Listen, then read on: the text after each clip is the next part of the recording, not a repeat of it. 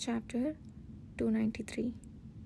Suddenly, a sensation Yudhir had felt in his dreams once again pierced his heart. It was a pain that set his chest ablaze, hotter than the heat rising from his skin, and he belatedly realized its name: regret. What if, back then, he had asked Kishir why he kept coming back to him? What if he had inquired more about his increasingly failed state? Perhaps things would have been different. Of course, the likelihood was high that he would not have answered honestly and instead erected walls, as he had suspected all the time. But in retrospect, compared to the countless enemies who attempted assassinations against Yudhir Ale, these barriers were not so formidable. Now, in front of Yudhir, Kishir Lahore, who was not yet even 30 years old, was writhing in self-reproach and self-loathing. He was younger than Kishir in his dreams, and far younger than Yudhir was before he died. Yudhir had never thought about the time Kishir spent in Peleta after his only blood-related brother, Emperor Kelusa, and the Empress passed away. More precisely, perhaps he didn't dwell on it because he did not bring it up.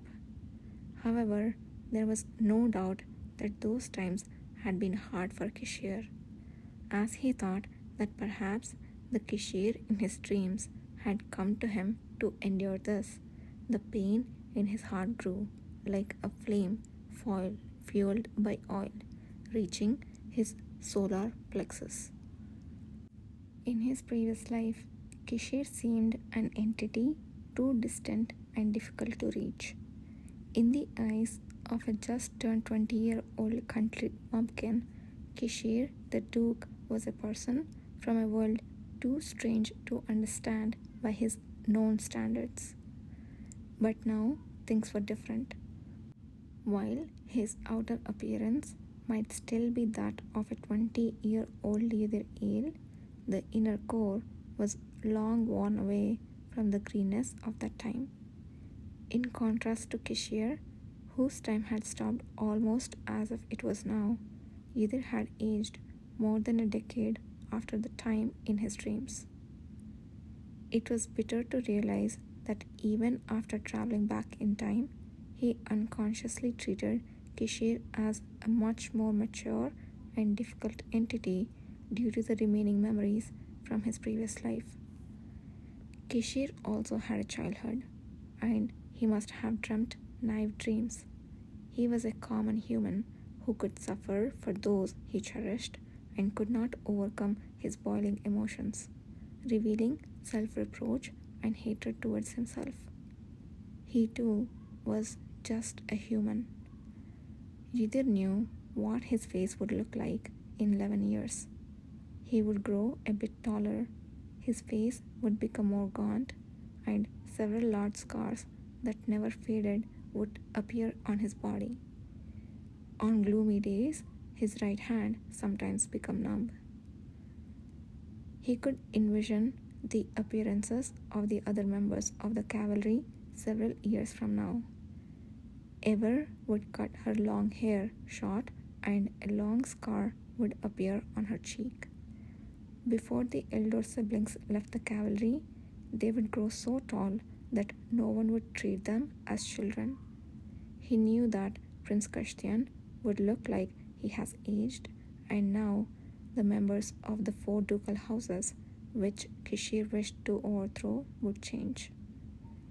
But he could never imagine an aged Kishir Lahore.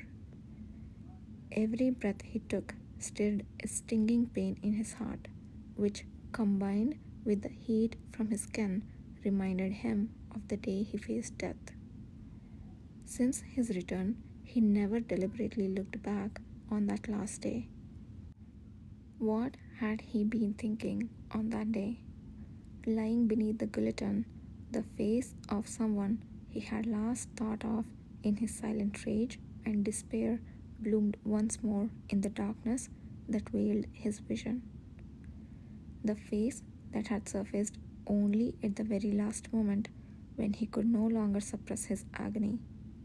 It was Kishir's face. Pain cascaded down his spine like tremors.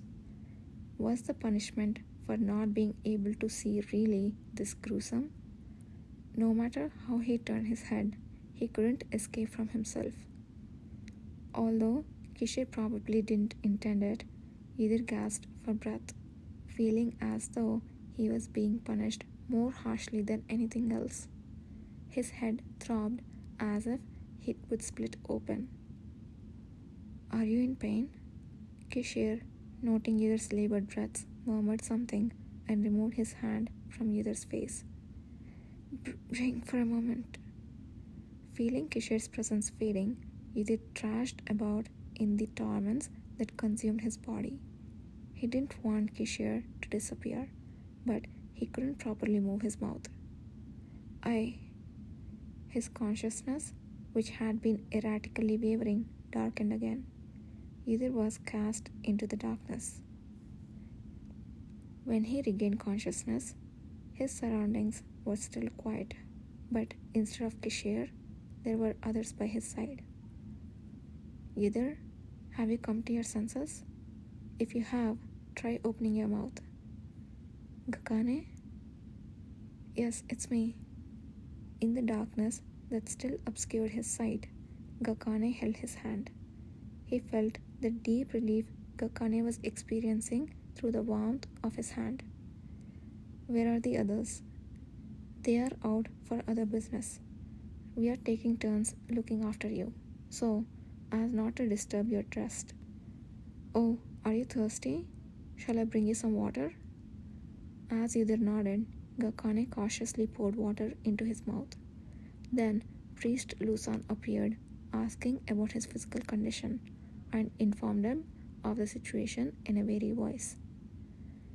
"While you were unconscious, your fever kept fluctuating, rising high, then dropping low. We were worried if you would come to your senses once you woke up because the temperature changes were so extreme. It's fortunate that you are not feeling pain now." According to him, Ydir's fever was so severe that the damp towel on his forehead would warm up quickly, and when it fell, he would shiver endlessly, as if frostbitten. Currently, his body temperature was falling, and a fever was starting to come again, which was why he felt quite all right. He added this explanation. "The divine power is still inconsistently flowing. If poured, the venom seeping into the skin disappears a little, but it returns to its original state as soon as the treatment is over. Although it does not seem to spread as much as before, I don't know how effective this treatment really is." "I'm sorry." Ydir apologized to Lusan with a feeling of regret.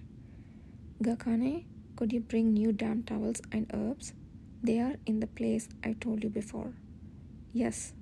After Gakane left, Lusan sighed deeply. "I heard from the commander, Ydir, that you are weak against monsters. Is that true?" As soon as Kishir's name came up, Ydir's chest welled up again. He tried to suppress it and slightly nodded his head. "Yes. I would have stopped you from confronting the monster alone if I knew beforehand. I really regret it." "Why do you regret, priest? That was my choice. It's true that my strength is weaker when dealing with monsters, but I went because I was confident that I could definitely defeat it." After speaking, Ydir hesitated for a moment and then added another word. "I never thought it would come to this just by being splashed with blood." This was truly a major question. No matter how special the situation from the Patuamat emerged was, even if it was a monster, it wasn't likely that one's body would react this way simply by being splashed with venomous blood. Pouring in divine power had no effect, and the fact that he had been lying in bed for days, unable to even see, was strange to attribute solely to venom. The likelihood of another cause being involved was high. Luzon agreed with Ether's words, his voice sounding slightly stronger. "You're not the only one. The commander said the same thing this morning. He mentioned that it's not an issue of divine power or method of treatment, but that the cause of the unchanged condition seems to be elsewhere. He said we need to figure that out. Hence, he is now meeting with the mages of the Western Mage Base." The mention of mages, a term Uther hadn't heard in quite a while, surprised him. His last memory of them was of loud explosion outside when he woke up after being injured. "Come to think of it, what has been happening since I fainted? I have been in here the whole time and I don't know anything about the situation. I'm still confused even with your explanation." He was worried that by saying this, Luzon might try to divert his attention again by giving him a sedative, but fortunately he did not. The commander said he would have a conversation with them, so I suppose I can tell you now. He ordered me to try and avoid causing you any unnecessary strain when you wake up." At his words, Ether felt a churn in his stomach once more. Whether Luzon knew of this or not, he began changing the bandages wrapping around Ether while speaking. "How much have you heard from the commander?" "I didn't hear much. He mentioned something about my independent handling of the monster having worked out for the best." "Well, you have pretty much heard it all then." Luzon's short response was followed by a brief pause as he continued changing the bandages. "While you were away dealing with the monster, the leader and other upstairs were working on finding a way to separate the absorbed magic power from the tongue, and the other mages were tasked with holding down the fort. You remember that, right?" "I do." "Shortly after you left, we got news that you had nearly lured the monster to the vicinity of the Magic Spring ruins. Upon hearing this, the leader ordered several mages to dismantle the amplification and protection circles in advance. He wanted to be prepared even though he hadn't found a complete way to lift the spell. This order was probably executed until a certain point. However, issues arose when some of the mages heading towards the ruin where the magic spring was discovered a small Pathomet, and fleeting spark of greed ignited in their hearts. Among the mages of the Western Mage Union, there were those like Uther who had strived to maintain their honor. Yet others held more considerable rage and determination at the prospect of their research potentially failing in this dangerous situation. They came to the conclusion that capturing the small Pathomet alive would prove beneficial for future research. Once they started indulging in their greed, even the act of dismantling their magic circle started to feel unjust. The thought of having to give up when it was uncertain whether Uther would succeed or fail clouded their judgment. They secretly captured several Pathomets by rendering them unconscious, and without fulfilling the task ordered by Miquelin, they returned to their base. This fact was swiftly brought to light by Kana, who had been meticulously going through the mage's reports under the command of Keshir.